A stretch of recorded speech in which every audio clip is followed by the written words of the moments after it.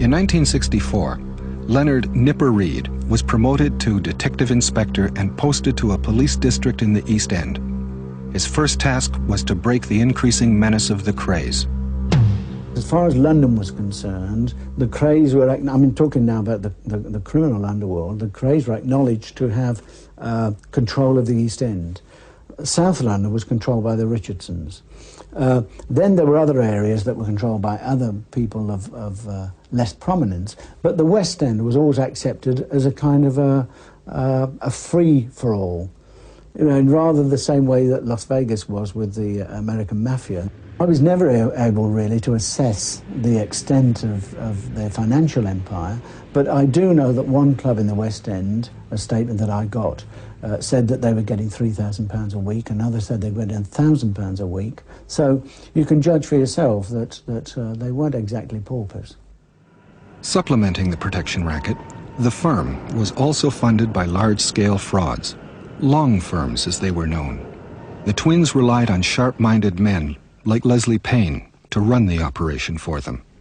Several bogus companies would be set up to order goods from a number of unsuspecting suppliers. And then you build it up until you've got about 5 firms or 6 firms you're getting stuff off of.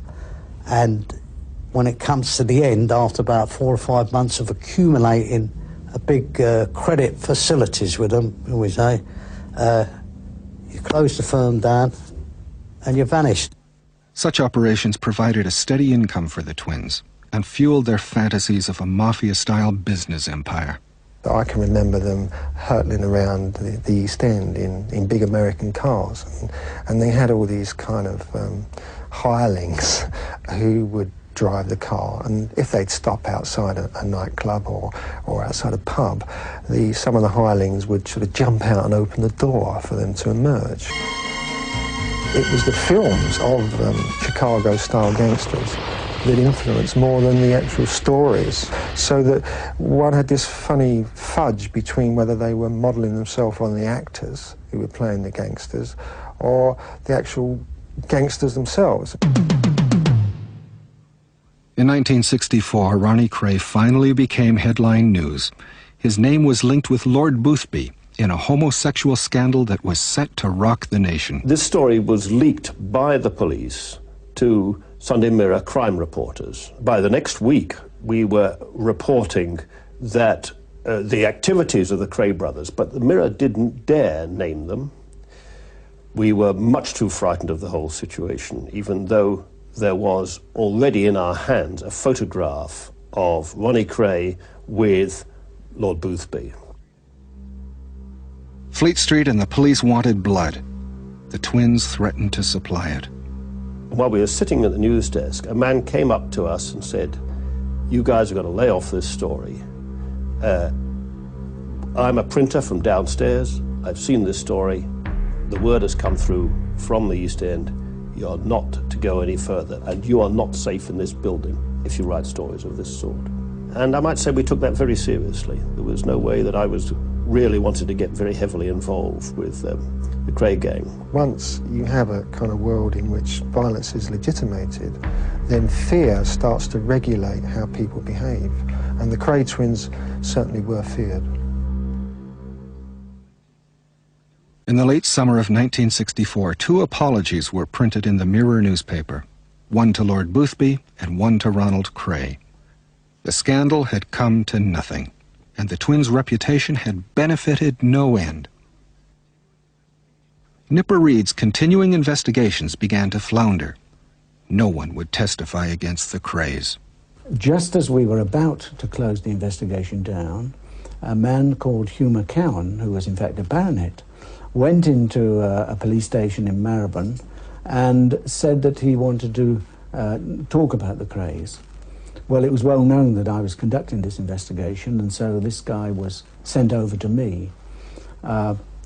He was a very well-educated man. He was running a club in the West End of London, and the story that he told was that the twins, through a man called Teddy Smith, were trying to extort money from him, a typical protection money racket. He gave a long statement, and also his manager did too.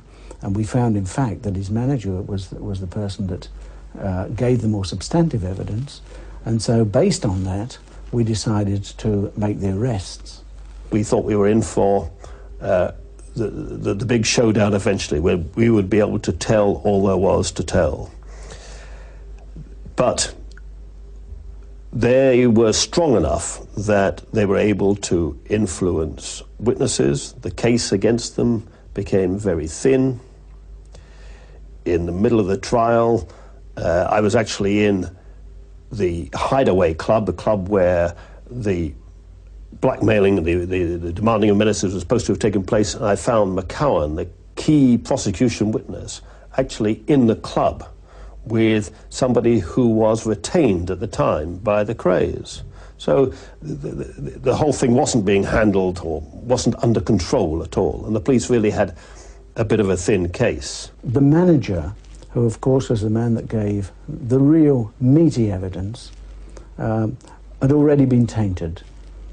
His story to me was that he had been walking around London and suddenly he'd had a revelation from God that he shouldn't tell this story, that it was a story that was false, and that suddenly when he came to his senses he realised that he was in Valence Road, and he walked into 178, which was the home of the Krays then, and there demanded to see a priest, and so one was brought to him, and then he confessed that the story that he'd given before was false, and that he now wanted to renege on that and give the true evidence.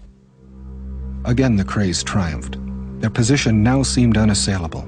They were all powerful in the East End, they were celebrities in the West End, and now they had beaten the press. Funded by a network of illegal earnings, supported by the villainy of the firm, and protected by the wall of fear and silence they left in their wake, the twins would never be more powerful than they were at this moment.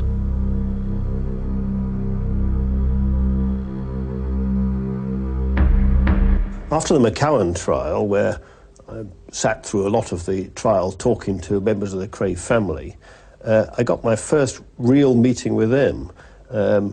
I dropped into the Grave Maurice one day, which was their drinking place at the time, and there they were standing at the bar. They were playing the big-time movie gangsters of just being the strong, silent men.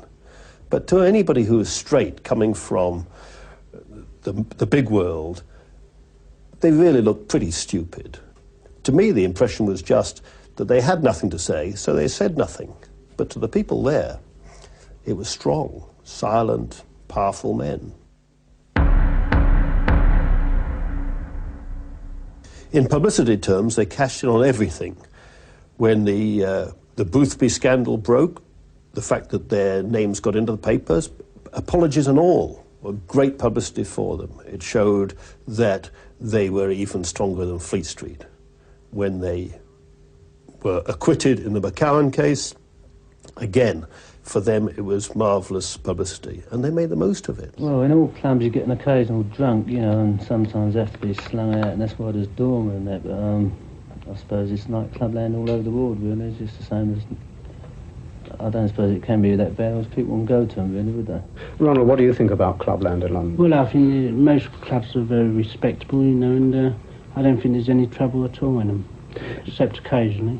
Ronald, what are you going to do now? Well, I'd like to go abroad for a short while, and then I'd like to be left alone. I intend to get married in the near future.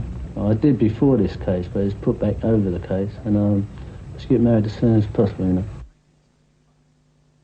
In 1965, Reggie married Frances Shea. He had courted her since she was a schoolgirl. It was described by the press as the East End's wedding of the year. Reggie and Frances' wedding was a very big affair. David Bailey was there doing the photography. There was Diana Dawes, numerous people. It was packed. I think it's the first time I've been invited to a thought-to-be-known gangster's wedding. It's quite an occasion. When the service started off, the singing was a bit hesitant, and a rather large man went down the aisle and was saying to either one row and then the other, "Reggie wants you to sing." And things livened up a lot after that.